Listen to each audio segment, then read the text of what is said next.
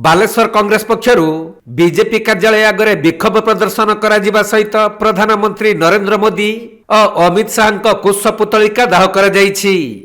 तबे national Herald प्रसंग में ईडी को व्यवहार करी गत 12 वर्ष है कांग्रेस को और दलर नेत्री सोनिया गांधी और राहुल गांधी सम्मान हानि करा जायथिबा प्रतिवाद रे बालेश्वर सेंट्रल स्कूल छकठारे थिबा बीजेपी जिला कार्यालय सम्मुख में विक्षोभ और कुशपुतलिका दाह करिसंती जिला कांग्रेस कर्मी माने। आईटीआई छकठारु कांग्रेस कर्मी माने मशाल शोभायात्रा रे बाहरी बीजेपी कार्यालय सम्मुख में पहुंची आउ सेठारे नरेंद्र मोदी अमित शाह और बीजेपी विरुद्ध रे नाराबाजी देई उभय मोदी और शाह कुशपुतलिका दाह करा जायथिला। मुद्दा जे गतकाली जो मुद्दा थिला आज मध्य से मुद्दा आज बीजेपी जिला कार्यालय सम्मुख रे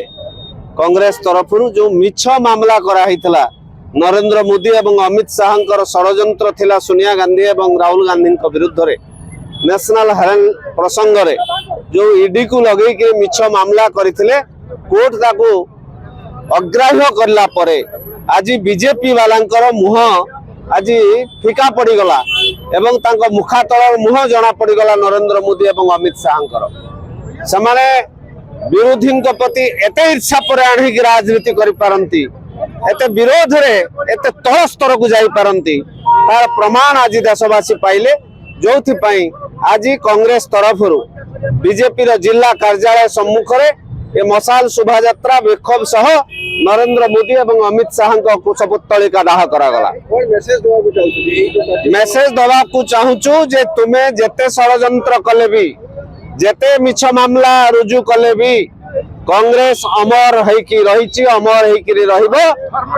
धर्मर जय हेछि धर्मर जय हबो अधर्मर पराजय एवं सत्यर विजय हेछि सेटा ही मेसेज हमें सही वार्ता देशवासी को दवा को चाहू। बालेश्वर प्रसन्नजीत सेठी रिपोर्ट कोणार्क लाइव।